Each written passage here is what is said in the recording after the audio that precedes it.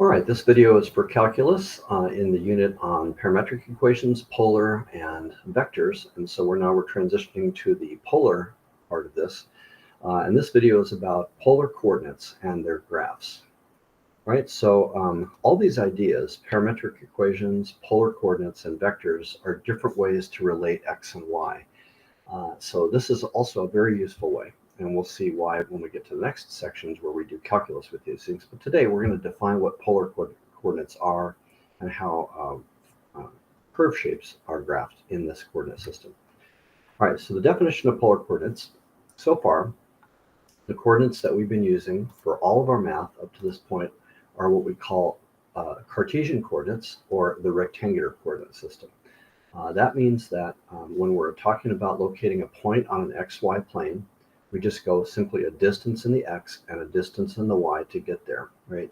And the reason we call this rectangular is that that forms kind of the edge of a rectangle, right? So rectangular coordinates refers to the regular old way that we locate points on the xy plane. But there is another way to locate that. So instead of going a distance x and then a distance y to get to that point, you can instead say, let's define an angle, and we use the Greek letter theta here for this angle. It is defined the same way we define angles on the unit circle for trigonometry. It's 0 aligned to the positive x-axis, and it's positive as we rotate counterclockwise. This angle is defined to be in radians. That is the default for calculus. And so what we first do is say, imagine that we started at the x-axis and then we rotated theta radians counterclockwise to locate an angle. And then in that direction, so that establishes a direction, we go a certain distance out in that direction, which we call r for the radius. And that's another way to get to this point. So instead of going a distance in x and a distance in y, you can define a direction with an angle and then go a distance out radially from the origin directly to along that. And you get to that same point. So to cover a two-dimensional space like this, you always need two variables. In this case, the variables are x and y, right? But in this new coordinate system, the variables are r and theta. And we call this coordinate system the polar coordinate system, because it's distance from the pole, and the pole refers to the origin. All right. So we could convert back and forth between these two coordinate systems. So you should memorize these relationships so you can quickly convert back and forth. To go from rectangular to polar, this radial distance is just from the Pythagorean theorem. X squared plus y squared equals r, and therefore r is the square root of x squared plus y squared. And then the tangent of this theta angle is opposite over adjacent, so that would be the y coordinate over x. So the tangent of the theta angle is y over x. So if you have x's and y's and you want to go to r's and thetas, you can use these equations over here to convert from rectangular to polar. And then if you want to go the other direction, if you have the polar coordinates r and theta and you want to go to x and y, then that means that let me just derive this one really quickly. You could always derive it if you needed to. So the cosine of that angle theta is the adjacent side, which is the x, over the hypotenuse, which is r. And if you simply solve that for r, it gives you r, or x is r cosine theta. So x is r cosine theta, and similarly y is r sine theta. So and again, the angle theta is specified as 0 at the x-axis and positive counterclockwise, the same direction going through quadrants 1, 2, 3, and 4 as we do with the trigonometric unit circle. Okay, so that means we can locate a point in two ways. We can convert between here. Here's a couple quick examples. Let's say that we're given that we're at the point 3, 4 in the rectangular coordinate system. We could use this equation to convert that to a radius. So radius is the square root of 3 squared plus 4 squared, which is 5. So that means we're going to go a distance 5. And then the tangent of the angle theta is the y over the x, which is the 4 over the 3. So the angle is going to be the inverse tangent, or the arcsine of 4 over 3, which in this case is 0.9273 radians. So we would go 0.9273 radians, about just under 1 radius around. And then we would go a radial distance of 5 out in that direction to get to this point. Right, same thing here. If I have the point 0, negative 3, That means that I'm going 0 in the x direction, -3 in the y to get to this location. Right? To convert, we could say r is the square root of 0 squared plus -3 squared, which is simply the 3. And then the tangent of of theta is y over x, which is 3 over 0, but that is dividing by 0, so it's undefined. So we kind of have to think about that and say, where would the tangent be undefined since it's sine over cosine? You can think of this as all the places where the sine is on the, let's see, tangent is sine over cosine. So where is cosine going to 0? Right, tangent is 0 on a unit circle over here, and it's undefined, does not exist here and here. Right, so it's going to be either at pi over 2 or at 3 pi over 2. So there's two places where this is undefined, but based on the sketch that this is at 0, -3, the correct angle we should be using is 3 pi over 2 radians. Right? So if we start here and we go 3 pi over 2 radians, that puts us in the negative y direction, and then we go a distance of 3 out in that direction, and we get to the location. All right, and then what if we wanted to go the other direction? What if we were given that we have a radial distance of, so r is 4 and the angle is 5 pi over 6? That means first you would find the direction 5 pi over 6 is about here, and then you would go a distance 4 out in that direction to get to this location. Right? To convert to rectangular, x is r cosine theta, so that would be 4 times cosine of 5 pi over 6. Cosine of 5 pi over 6 is negative square root of 3 over 2, and so that would be -2 square root of 3 over 2. And the y would be r sine theta, so that's r 4 sine of 5 pi over 6. The sine of 5 pi over 6 is 1/2, so that would be 2, and that means that this radius and angle convert to an x of -2 square root of 3 and a y of +2. And sure enough, if you go -2 square root of 3 in the x and then +2 in the y, you get to that same location. Right, so that's how it works. We have two different ways to locate. Both, since it's two dimensions, have to have two variables, x, y, or r theta. Okay, one thing you got to be careful about is this arctangent when you solve. If you're converting to polar, let's say that we're converting this thing we just worked with, -2 square root of 3 for x, 2 for y. So if we're given rectangular coordinates and you wanted to go the other way to polar, the r is easy. That's the square root of r of x squared plus y squared, which is 4. So that gives us the correct answer. But then when we use this equation, tangent of theta is x over y. That's going to be 2 tangent of theta is 2 over -2 square root of 3. And if you plug that in a calculator, you'll get -0.5. Right? -0.5 would be an angle in this direction, so it's down here in quadrant 4. And the reason why we've got to be careful is whenever you have a unit circle and you're doing inverse trig functions, remember that the inverse tangent and also the inverse sine, they only, since they're functions, they can only give one of the two angles on the unit circle where that is true, and they always give the one on the right-hand side of the plane. The inverse cosine always gives the one that's up here, right? So a fact from Honors Algebra 2 or pre-calculus. And that means you might have that angle, or it might be another angle, right? So for inverse tangents, the other angle is on the opposite side of the circle. So even though this equation said that the angle for this is -0.5236, right? Our sketch shows that we're actually in quadrant 2 because we have a -x and a +y, and that means to get from this side of the circle to this side of the circle, we're going to have to take that value and add pi to it.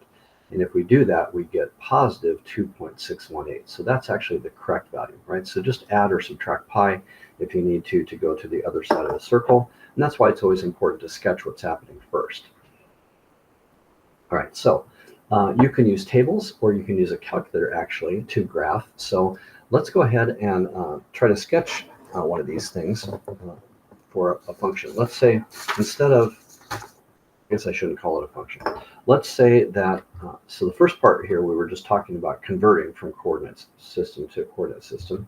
Now we're going to move on to talk about equations in polar.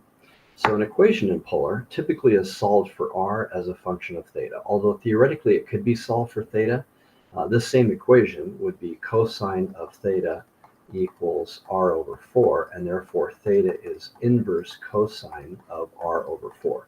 So that is the same equation, but the inverse trig functions are much more difficult to work with than the regular trig functions, so we typically do not solve equations that way.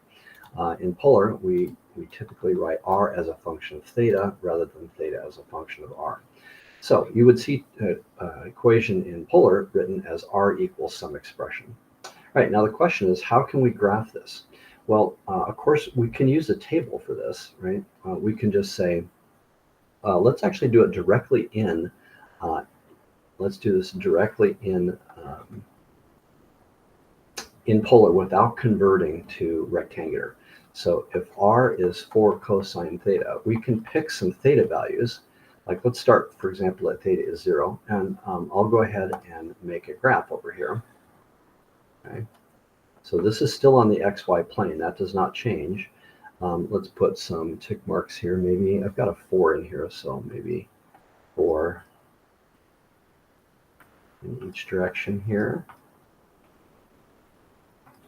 All right, and then let's see. So if I were to start with an angle 0, then that means this would be 4 times cosine of 0, but cosine of 0 is 1, so that's 4.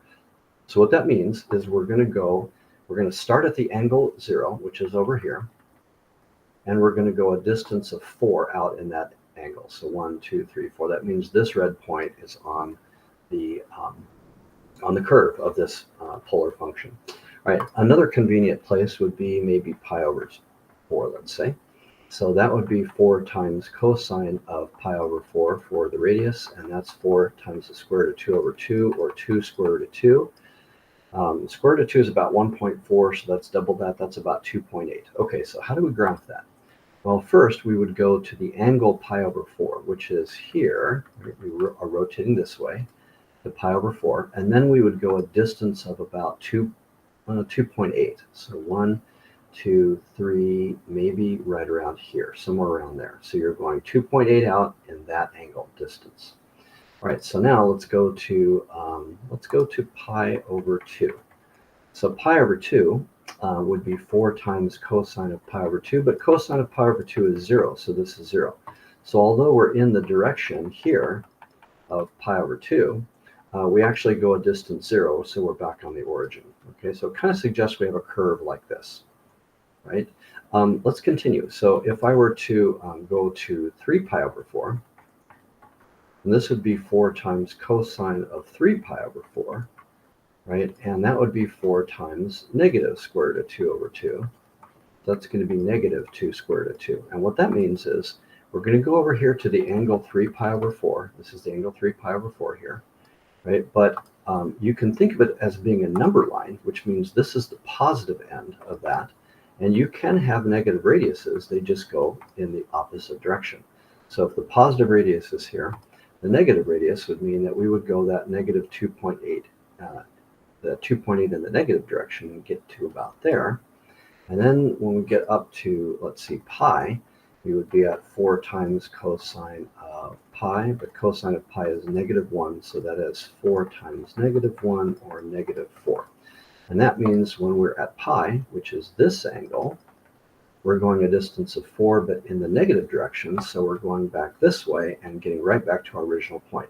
And if you were to fill in all kind of intermediate angles here, we would see that in fact the function curve is a circle.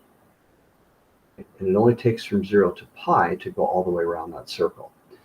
Right? So one thing about these polar curves is it's not always apparent from the shape what this theta is doing to trace this all the way around. Like you would think that to go around the circle, you'd have to go from 0 to 2 pi. But we can see that we went all the way around the circle when we went just from 0 to 1 pi. Right? So we've got to be a little careful about that. All right, so that's one way. If you want to sketch by hand, you can sketch. You just locate the angle, and then you can put a positive or a negative radius. Think of that as a number line in that direction. Okay, but most of the time, we will be using a calculator in a problem like this, at least for our tests. However, the AP exam does sometimes put polar on the non-calculator part. So before, we said that if you take a calculator, normally it's in function mode. This one here is called parametric equation mode. But the next one over is called polar mode, POL. So if I put a calculator in that, then if you go to y equals, it will give you a way to enter a single equation where it's r equals. Now if I put 4 cosine the variable key, it knows that that is an angle, so it will use the symbol theta, which is our standard symbol. Although it could use any there's no particular reason it would have to be r and theta, but that's the standard symbol. So if I do that, I can do zoom 6, which is origin plus or minus 10, and it will draw a graph there. If I go to window, we can specify this theta because it's almost like a parameter in a way, because really x, it's almost like parametric equations. This is probably a good time to mention this. So we know that x is equal to r times cosine theta, and y is equal to r times sine theta. If we have an equation, r times sine theta, if we have an equation like r is 4 cosine theta, then that means this is 4 cosine theta times another cosine theta, and this is 4 cosine theta times sine theta, and that means that you have x and y in terms of one other variable, which is theta. So in a way, this is like a set of parametric equations, and that's actually why we teach these together, because they're kind of two sides of the same coin, right? X can be expressed in terms of r and theta, but then r can be expressed in terms of theta, which means x can be in terms of theta, and y can be in theta. And that's why when you look at the calculator function here, it's going to look and behave a lot like the parametric one. It starts with a range of theta, and then you can specify x and y based on that. So by default, this will come up from 0 to 2 pi. If I want to kind of zoom in a little bit here, like maybe make this negative 5 to 5, I can change the limits of my x window, the x and y max and min. And then if I graph, it'll zoom in a little bit, right? And then I can even adjust things like this. I can say, what if I only want to go from 0 to 1 pi? If I do that and graph that, it still traces this out once. If I go to the window and only go from 0 to pi over 2, it should only graph half of this circle. And sure enough, it only gives me the top half. Okay, let me go back here and change this to 0 to pi so that we're graphing the entire circle. Okay, but notice how it kind of looks like an oval instead of a circle. Well, that's only because the calculator's aspect ratio devotes more size horizontally to pixels than vertically. So once you have a picture that's all set up the way you want, if you want it to be adjusted for the aspect ratio, TI-83s and 84s have another zoom, and then 5, zoom square. So if you do zoom square, that will square up this so it actually looks like a circle. Right, so if I'm trying to get an idea of the shape, usually I'll get everything displaying the way I want, and then I'll finish by doing zoom square, just so that I can I'll make it look correct based on the aspect ratio. So sure enough, this is a circle centered at 2, 0 with a radius of 2. That's what this polar equation gives me. All right, so you should practice with the homework. Maybe do a couple where you graph by hand, but then also be very adept at using the calculator, because the calculator is a big part of being able to do problems quickly and be able to complete them on tests. All right, what we're going to look at next is, just like with parametrics, sometimes it's cumbersome and time-consuming to even use a calculator to graph, but sometimes we can convert things from one, like an equation, from one form to another and recognize the shape. Maybe it's a conic section or a line or something, and we can sketch it quickly so that we don't have to either resort to a table or a calculator. So let's say that you encountered something on the no calculator part of the AP exam, and you had to sketch this to answer the question. You can't use a calculator, but you don't want to go through the trouble of doing the table. Well, sometimes you can convert from rectangular to polar, or sometimes converting from polar to rectangular. One of the two forms might be easier to sketch. All right, so what we're going to do is I'm going to go through each of these. It'll take a little time, but you can always pause these. In class, what I usually do is have random groups work each one, and then we go over them after you've tried them. So try each of these. So this one we should be able to graph actually in rectangular, but this does say to convert from rectangular to polar. So let me remind us really quickly of our conversions. X is r cosine theta, y is r sine theta. That's the primary one here. So if I wanted to convert this to polar, what I could do is, well, let me add one more thing on the list here, right? So what would x squared plus y squared be?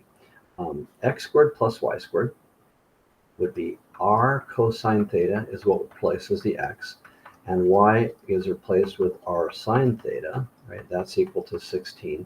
But that means this is r squared times cosine squared of theta plus r squared times sine squared of theta equals 16, which means you can factor out the r squared and you have cosine squared plus sine squared left here equals 16. But cosine squared plus sine squared is just 1. So that means this becomes r squared is 16. And actually, this is an interesting thing. That means that this x squared plus y squared just turned into r squared. So in our list of rules, right, we also have the ones going the other direction. R is the square root of x squared plus y squared, or you can memorize that as r squared is x squared plus y squared, right? This rule, which goes the other direction, can sometimes help as well, because if I recognize an x squared plus y squared, I can simply replace it with r squared, right? The last rule is tangent of theta is y over x, right? So sometimes, although you can replace the x and the y with r cosine theta and r sine theta, we can just recognize that any x squared plus y squared can be replaced with r squared. So that's actually what I would do. If I was given this equation, I would just go, oh, this left side is r squared is 16. And that means that r is plus or minus the square root of 16, which is plus or minus 4. But typically, we just write that as r is 4. Right, so what that's saying is if we have, since we now are going to sketch this, we just have a place where the radius is 4, and that's true for all angles. So if the radius is 4 for all angles, it's simply a circle centered at the origin with a radius of 4. Right, so we could graph this easily if we saw this in polar form, and hopefully you'd recognize that this is the conic section for a circle, and also is a circle centered at the origin with radius 4. So in rectangular form and in polar form, both of these are easy to sketch without having to resort to a calculator. Okay, let's look at the next one. Let's say we have this, x squared minus y squared is 9. Now to convert this to polar is going to be tricky. This is not x squared plus y squared, so I am going to have to go r cosine theta squared minus r sine theta squared equals 9. Right? Technically, we have converted it to polar at this point, right? We could attempt to do some other things here, like this is r squared cosine squared theta minus r squared sine squared theta is 9, which is r squared times cosine squared theta minus sine squared theta equals 9, which means that r squared is, because we typically solve these equations for r, is cosine squared theta minus sine squared of theta, which means r is going to be plus or minus, and we'll take the positive version of this, right? So you could write it this way as well, solved for r, right? But neither of these forms is particularly easy to sketch, right? So although I can convert to polar, it doesn't really help me in the sketch. Instead, what I would do is just look at this in rectangular form, divide everything by 9 to get x squared over 9 minus y squared over 9 equals 1, and recognize that this is a hyperbola, right? It's centered at 0, 0. So if I want to sketch this, we would draw our axes here, right? We would have the center of the object at 0, 0. And this is 3 squared and 3 squared. So we'd go 1, 2, 3 in each of the directions here to put the box, right, and the asymptotes. And then we would recognize which one is the positive term. It's the x. So that means it's going to open in the x direction, starting at the vertex and going like this, and also over here. Right? So we can use our polar sketching to sketch this without resorting to a calculator. All right, let's look at more. Next one. Convert from rectangular to polar and sketch. All right, so let's convert to rectangular, or convert to polar first. So let's see. We know this x squared plus y squared converts to r squared. So let's convert that. That's r squared minus 4 times x, which is r cosine theta, equals 0, which means we can factor out an r, and that gives me r minus 4 cosine theta inside equals 0, which means there's two factors here, and if either of them are 0, this is true. So the first one is r is 0, but that is only the origin, right? That's just a point at the origin because the radius is 0. And this one is r minus 4 cosine theta has to be 0, or r equals 4 cosine theta. So typically this is what we would report as the curve, right? This is the polar equation equivalent of this equation. All right. Now, as far as sketching it, this is not super easy to see what's going on. However, in this form, in rectangular form, we could complete the square and see if this is, well, this is going to turn out to be a circle. So if I did my complete the square, x squared minus 4x plus y squared equals 0. Complete the square over here, x minus 2 squared plus 4, balance it with a 4, plus y squared equals 4. Then I know this is a circle centered at, let's see, positive 2, 0, and the radius would be 2 because that's 2 squared. And we can sketch that. So that means that if we go to 2, 0, that's the center, the radius is 2, it's going to be a circle like this with a radius of 2. All right. So this is easier to sketch in rectangular form, although we can convert it into a pretty clean polar form. Okay, I'm going to cruise through the rest of these. X is 5. Okay, let's convert that to polar. Of course, this is easy to sketch in rectangular, but what would the equivalent be in polar? Well, the x can be replaced with r cosine theta, so that's equal to 5.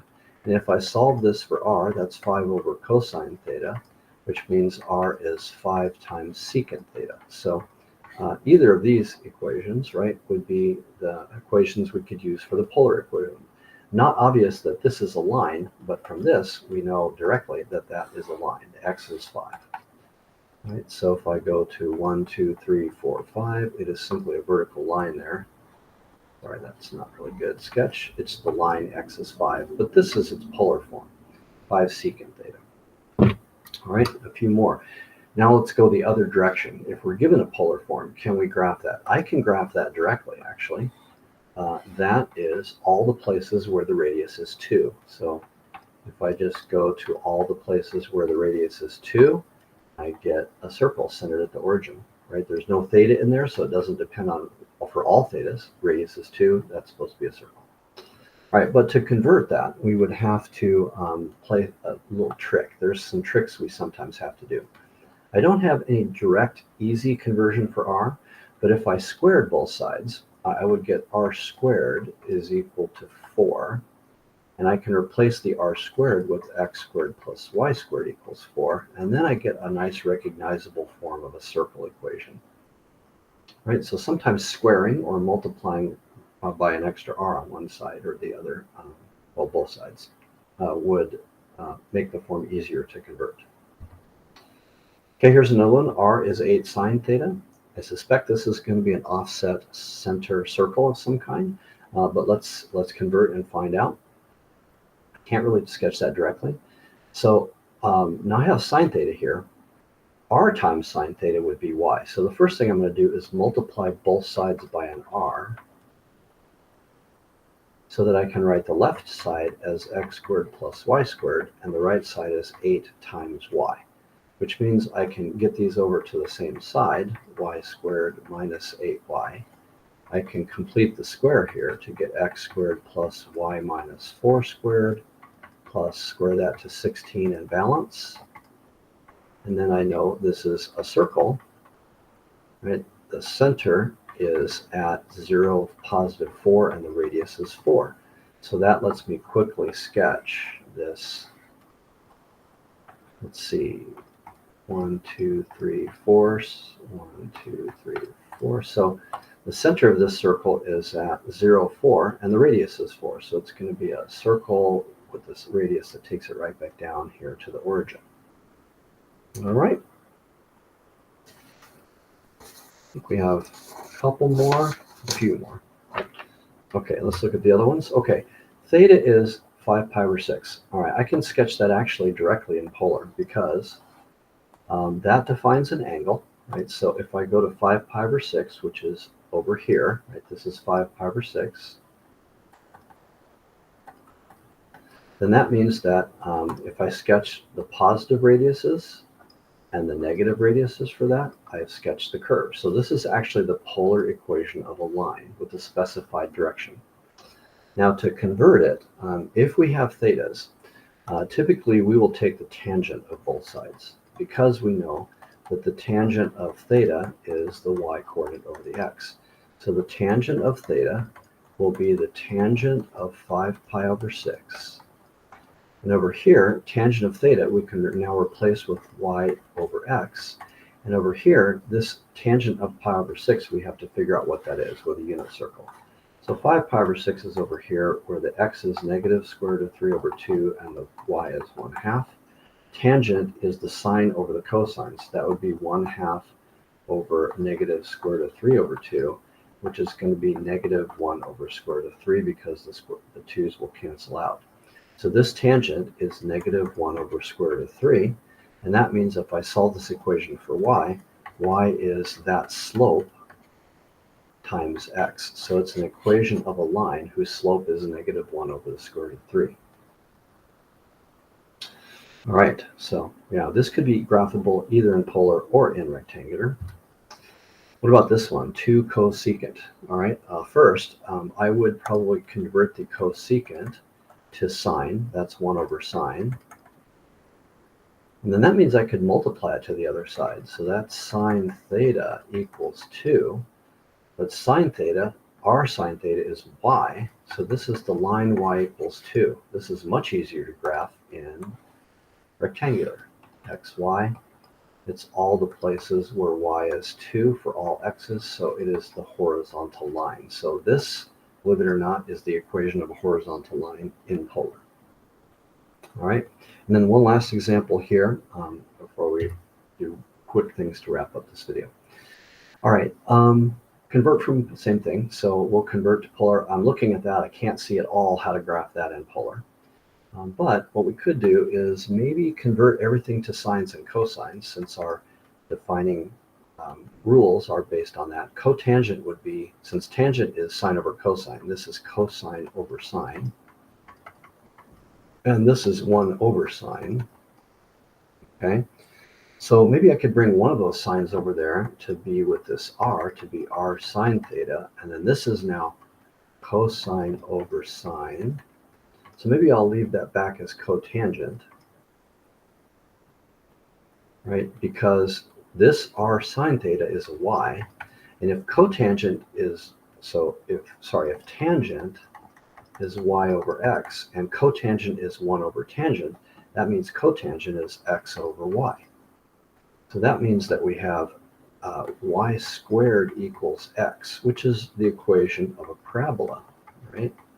We could graph this. It is in standard form, y minus 0 squared equals 1 times x minus 0, which means if we want to graph it, we would be vertex at the origin 0, 0. It is y squared type with positive, which means it opens this way. And that means we could go, let's see, if 4p has to be 1, p is 1/4. So that means, let's put a scale on here, something like this. So if we were to go, let's see, 1/4 in this direction, and then 2 of those this way and this way, that would give me the 2 points on the curve, so I could graph it reasonably accurately in terms of width. All right, so a lot of examples where we can convert from one form to the other, and one of the two forms will be easy to graph without having to resort to a table and plugging in a bunch of thetas or resorting to technology. All right, so another interesting thing, although it's not necessary to know these names, that when you get things that are more complicated, especially when they have like a multiplier like 5 theta inside a sine or a cosine, you get some interesting shapes. So if you have like not just theta, but like 2 theta, 3 theta, 5 theta, you get what's called a rose, right? And if you graph it in polar, it has petals like a rose. If you graph something like a 3 cosine theta, but there is something added to it, depending on the size of these two numbers here, you might end up with an outer loop and an inner loop, or you might end up with something that starts somewhere on the axis and then comes around back to the axis. If there's an inner loop, the shape happens to be called a limaçon, and if it is not having an inner loop, it's called a cardioid because it sort of looks like a heart, right? Cardiac. In fact, microphone patterns that want to suppress like they want to pick up the singer, but they don't want to pick up the audience, will usually be designed with a cardioid pattern so that they receive better from one direction than the other. And then if you have squares for R, you get other complicated shapes. This one's called a lemniscate or lemniscate. Not important to know the names, but interesting to see. You can play around with different sorts of curves and get a lot of interesting shapes here. Okay, last thing, and these last two examples will finish the videos. Sometimes we need to know where two polar curves are intersecting. And to find intersections, we should always think of the two equations as a system and solve them simultaneously. But then we also need to look at the graph to see if the origin is included, because sometimes, since origin corresponds to r equals 0, it can occur at any angle and it doesn't always show up in the system. So let's say I want to do these two things, find the intersection points of the curve.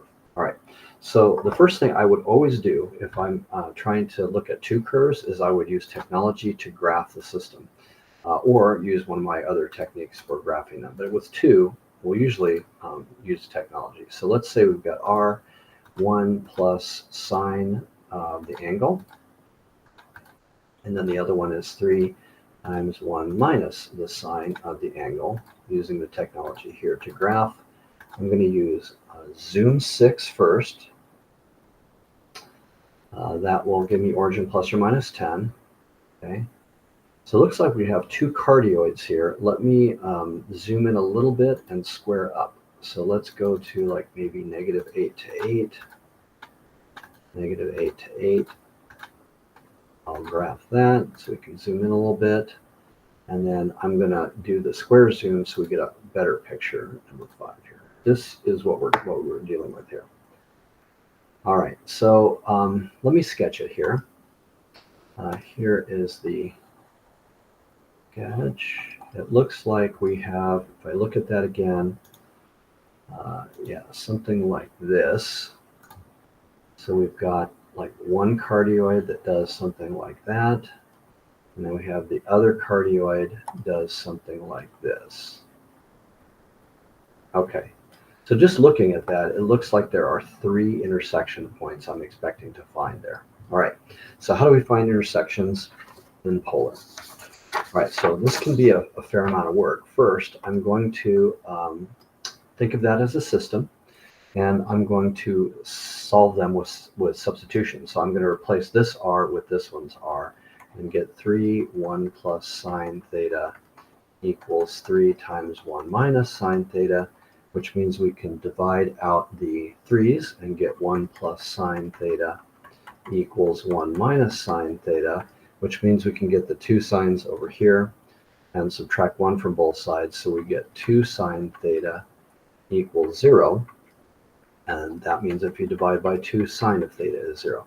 So on a unit circle, where is the sine 0?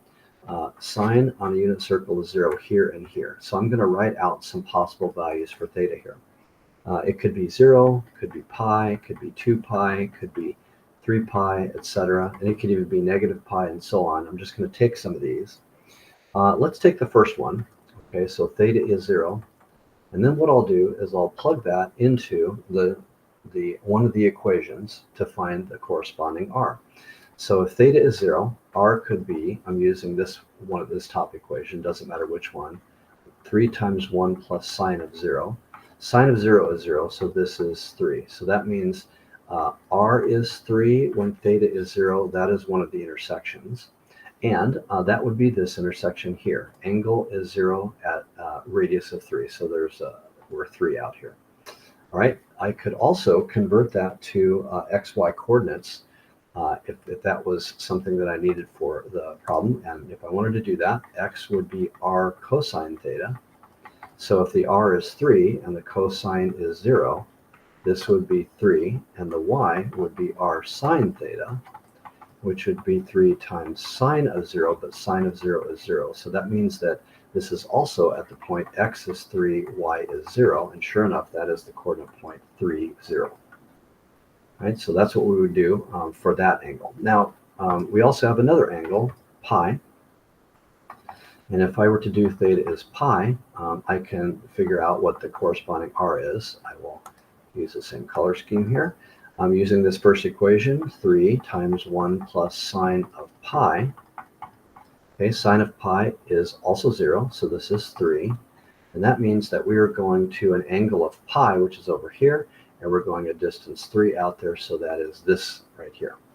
Right, so the radius is also 3 at that value. This is the intersection in polar.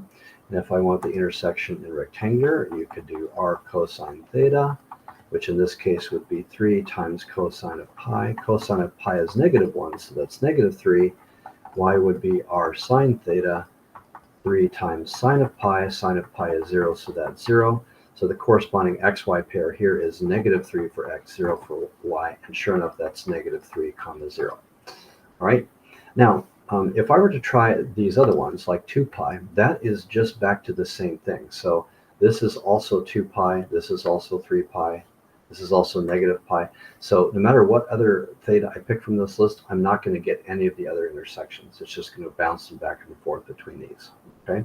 But it's missing this one. So we're going to have to manually add and also 0, 0 is an intersection. So one thing to know is that you have to sketch because sometimes that intersection is missing. All right, so that's the first example. We have one last example. I know this video is going a little long, but I think you need to see it all together. All right, find the intersection of these two curves. All right, so first I will graph. I always want to graph to see what's going on first. So let's go to our graphs. Let's clear what's there now. One of these is the curve 4 sine theta, and the other one is r is 2. So that one's going to be centered at the origin. If I graph it, zoom 6, that's origin plus or minus. Let's zoom in a bit here so we can get a little closer, maybe -4 to 4, and the x and y, so we can see a little bit better what's going on. There we go. Okay, and then I'll go ahead and square that up. All right, so it looks like two circles. One of them is offset from the other. This one I could graph directly. So let's do that. We've got r is 0, our radius of 2, centered at the origin, and then the other one looks to be the same size. So it's like that. Looks like we have two intersections here, and these intersections do not include the origin. All right, so I'm going to do my same procedure, treat that as a system by substitution. That means 4 sine theta has to be 2, so sine theta has to be 2 over 4, which is 1/2. Okay, on a unit circle, where is the sine positive 1/2? That would be here and here. So that means the angles are pi over 6, 5 pi over 6, right? And potentially other ones, but usually the first two is all we need because we only have these two intersections. So we'll take each one of those. Let's start with theta is pi over 6. So if theta is pi over 6, we could use one of these equations. Yeah, the radius is just 2, right? Because the intersection's on here, so I don't even have to plug in. The radius is 2, right? And if I wanted that to be in rectangular, that means x would be r cosine theta, which is 2 times cosine of pi over 6, which would be 2 times the cosine of pi over 6 is the square root of 3 over 2, so it's the square root of 3. And the y would be r sine theta, so that is 2 sine of pi over 6, which is 2 times 1/2, which is 1. So that means the corresponding xy location is the square root of 3, 1, both positive. And that means this intersection here, you can think of it two ways. It is the angle pi over 6, right?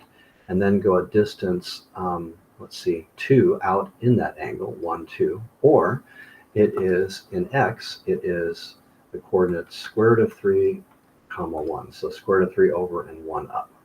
All right, and then this other angle, so for theta is 5 pi over 6. We could plug that into either equation here, but here we just get r as 2. So there is the polar version. And then the rectangular version is x is r cosine theta. So that is 2 times cosine of 5 pi over 6. 5 pi over 6, the cosine is negative square root of 3 over 2. So this is going to be negative square root of 3. And for y, it's r sine of theta. to sine of 5 pi over 6, which is still a half, so 2 times a half gives you positive 1. So the xy coordinate here is negative square root of 3, 1. So that means you can think of this intersection as being at the angle 5 pi over 6, so the angle 5 pi over 6, and going out a distance 2, or you can go negative square root of 3, positive 1 to get to this in the rectangular coordinate system. All right, and that is the last example. So I know that was a lot. Go back and watch parts of it again if you need to, but this is really, really important, this section here.